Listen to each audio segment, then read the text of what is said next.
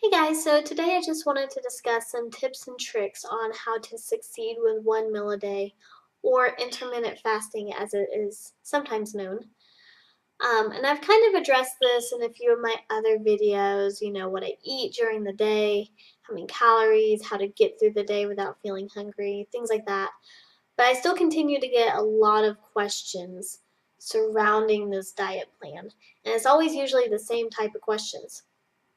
So I figured I'd go ahead and make a video addressing it. Um, you have to excuse me. This is my second time making this because the first time was not cool. It was not good. So my voice is a little dry right now. And just to let you guys know, I will be posting week 4 of the Kayla Encina's workout program this week. The reason I haven't posted since last week is because me and my husband and a friend of mine took a spontaneous trip to Louisiana for my birthday.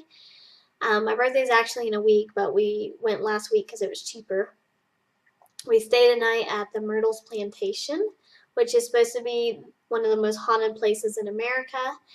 And it has a tremendous breakfast, by the way. Like, if you want a good breakfast, that's the place to go. The Myrtles Plantation, delicious. And we also went down to New Orleans. We walked around the French Quarter. We walked around the Garden District, and it was pretty cool. So I will be making a review here soon on my experiences at the Myrtles Plantation, as far as, how it was in general, how the tour went, if it was haunted, things like that. So keep your eyes out for that video here shortly. But let's go ahead and get on with this. So tips and tricks. First and foremost, how to start 1 meal a day. So when you start doing this diet, you are going to be absolutely famished. You're going to be starved, you're going to be hungry, you're going to be miserable. Alright, I just had to go yell at my cat. So in the beginning, you're going to be really, really hungry because this is what happens with your body. So when you eat regularly throughout the day, when you have 2 meals, 3 meals, maybe 2 or 3 snacks during the day to get you in between each meal, plus, you have soda and everything else, your stomach expands. The more food you put in it, the more it expands and the more it'll take to make you feel full after each meal. So when you go from eating 3 meals a day, plus, 2 to 3 snacks in between meals, plus, soda or dessert or anything else, your body, your stomach is not used to that. And so even though you will have your dinner, you'll have your 1 meal, you're still going to feel very, very hungry even after you've eaten because your stomach is literally not full. It's expanded so much that that one little meal there at the bottom of your tummy is not filling up your stomach, if you get my drift. But as you do this, the longer you do it, your stomach will gradually shrink. Your stomach can expand and shrink all the time. That's what it does. So as you limit your food, your stomach will shrink, and then that 1 meal a day will fill up your stomach, and you'll be full and you'll be content. But it's going to take time. It's not going to be instantaneous. It's going to take time for your stomach to adjust. In between here and here, there are some tips and tricks on how to get through the day so you're not completely miserable. Now, the first time I did 1 meal a day was back in 2012. I think I was 25 years old. And how I started was I would get me some fruit. I had bought some grapes and some apples and some bananas and things like that. And I would have a little bit of fruit kind of midday, like around 1:30, 2 o'clock, 2:30, right around in there. I would have some fruit. And then I would have my dinner anywhere from 5 o'clock to 9:30 at night. But usually I eat anywhere from 6 to 7, typically. And with that 1 meal, I would just have 1 helping of it. So I would fill my plate up just like normal, or my bowl up if I was eating like a stew or something. And I would eat that, but I would not have second helpings. I would just have the 1 serving of the meal, and then I would have my fruit midday. Other than that, nothing. I would chew gum. I chewed gum like a fiend the first time I did this. I had all sorts of different flavors in my purse, juicy fruit, just anything you could think of. I was constantly chewing gum because I was constantly craving sweets in particular, like because I was cutting out sugar altogether, so I was very much craving sweets. But just in general, I would just chew gum and chew gum and chew gum and chew gum, and I have lockjaw syndrome where my jaw pops out like, uh-huh, I gotta press on my jaw to pop it back in. So that's not really good for your jaw. You're not supposed to really chew gum that much, but I was chewing gum like a fiend. Also, you can do coffee, which is what I do nowadays. And I put cream and sugar in my coffee. And sometimes instead of doing coffee at home, I'll go to Starbucks. I'll have a venti white chocolate mocha, and I'll have an extra shot of espresso put in it, and I'll have cinnamon powder on top. Sometimes I'll even do whipped cream. Um, but I certainly wouldn't have done that my first round of this back in 2012. Never would I have. Too many calories. But nowadays, I don't mind that it's taking longer for me to lose my weight. I'm still overweight, of course, anywhere from 110 to 115. I'm still overweight, being 4'9" in height. But I'm content here. I'm happy here. I had gotten up to 153. So being at 115 is, a blessing for me. It's a good thing, even though I'm still overweight. Like, I'm happy where I'm at. So it doesn't bother me that it's taking longer this time to lose weight. I would rather it take longer and me feel content than to me be miserable and, to get there quicker. So, I mean, it's however you want to do it. Be as strict as you want to be as lax as you want to be. It's your diet, it's your body. You know what will work for you. Other things that I would eat if I didn't want to do fruit, I would have beef jerky, or I'd have like a beef stick, something with some protein. Not a lot of it, just a little bit, just to get me by. Sometimes if I had nothing else, I would do a few crackers maybe, but I absolutely would not do anything sweet. So no cookies, no cupcakes, no muffins. Like, don't do anything with sugar. And try not to do like potato chips that are really high in fat. Usually I would either do beef jerky or fruit, or I'd have coffee. Nowadays I'll also do popcorn because I'm like addicted to popcorn nowadays too. So those are the 4 things I would usually do. And they're not the healthiest. I mean, the fruit's good, but a lot of people will do like veggie sticks, and you can do veggie sticks if you want. Carrots, celery, put some peanut butter on it, dip it in some ranch, like ranch. Yeah, I guess ranch. I don't eat ranch, but you can pick whichever route you want to go. But usually I would do coffee, I would do beef jerky, I would do like some crackers or maybe some pretzels, or I would do popcorn. And I would do that midday. Nowadays, usually if I have popcorn, it's at the end of the night after my one meal, and that's usually just because we're watching a movie and I want to have something to snack on. But like the coffee and all of that, I usually do before my dinner, because coffee fills you up anyways, and so after my dinner, like, I don't want more heaviness on my stomach. So that's what I would do to get through the day. Another thing you can try is appetite suppressants, and I have actually used those before. I've tried different types of like diet pills over the years, but the ones that worked best for me actually had ephedra in them, which ephedra is technically illegal in the US, but only if you have too much of it in your pill. So say this is the threshold. If you're down here with your ephedra, you're fine, but if you come up above this threshold with your ephedra, then it's illegal. So the kind that I had did have ephedra, but it was below the FDA standard mark for being outlawed. And it was also, it was a weight loss pill plus an appetite suppressant. And I had used these the first time I did 1 meal a day. And at first, I did not like them. When I first tried them, they were really, really horrible. They made my lymph nodes right here swell up.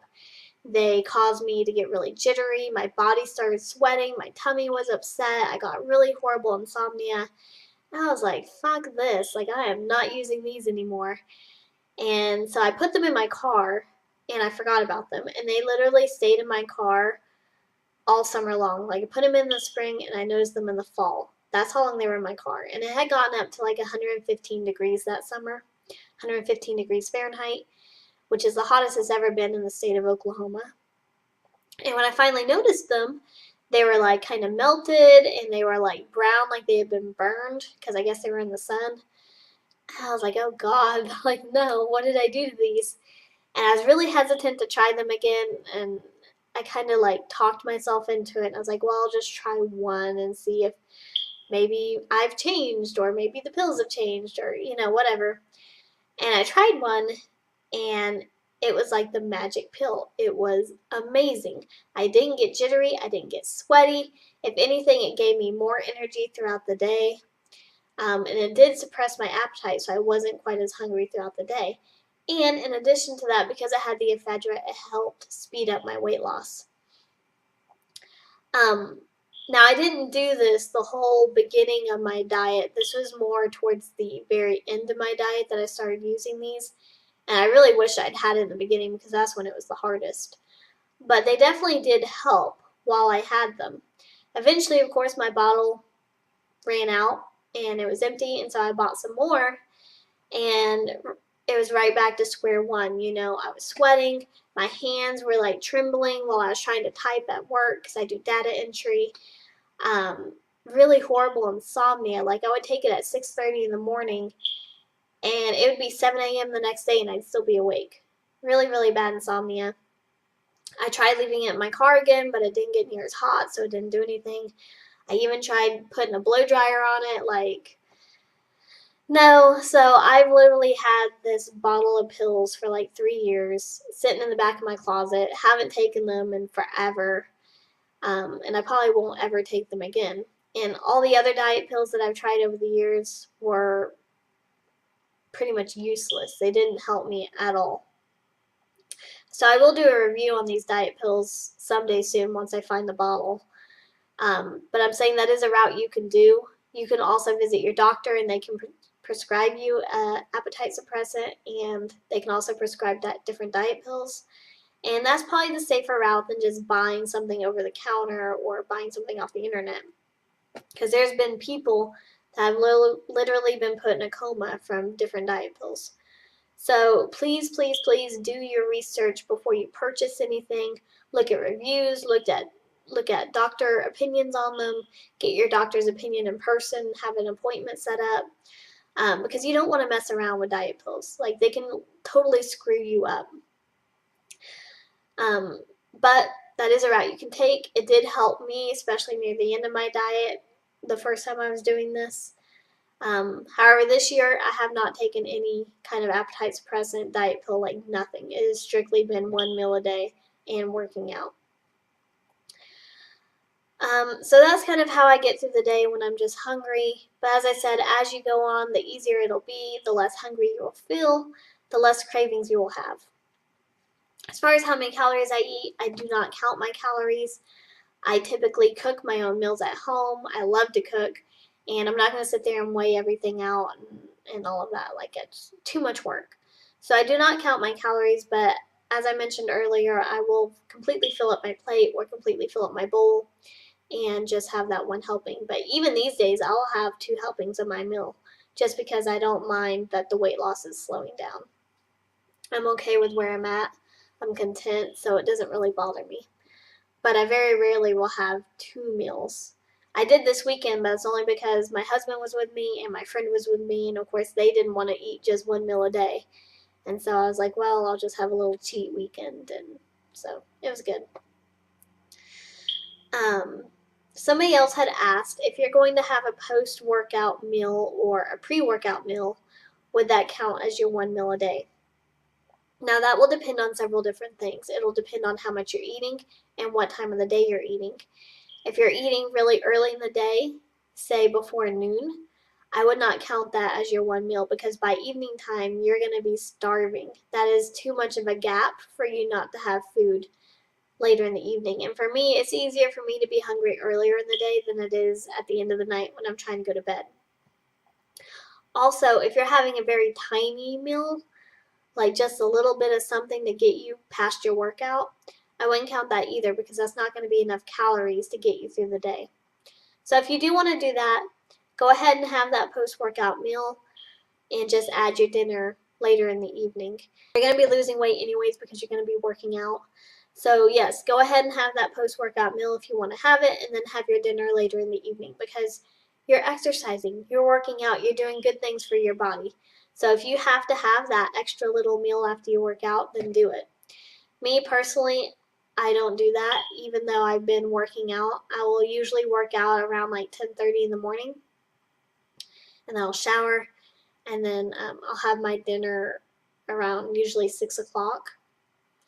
And usually I'm not too hungry. I will have Starbucks occasionally or coffee occasionally, but other than that, like, I don't have any extra meals or anything throughout the day. And I think that's it. I don't want to blab too much. I just want to kind of address some of the questions that I seem to get on a regular basis. I always seem to get the same questions on the same videos, and so I just figured I'd make an actual video addressing this. As I said, I am going to post my week 4 workout this week.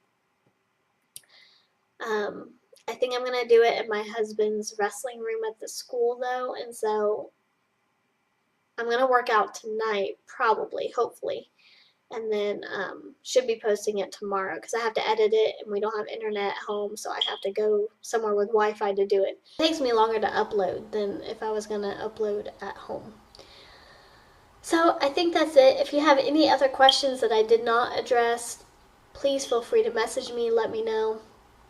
I'll try to answer them to the best of my ability as I have time throughout the day.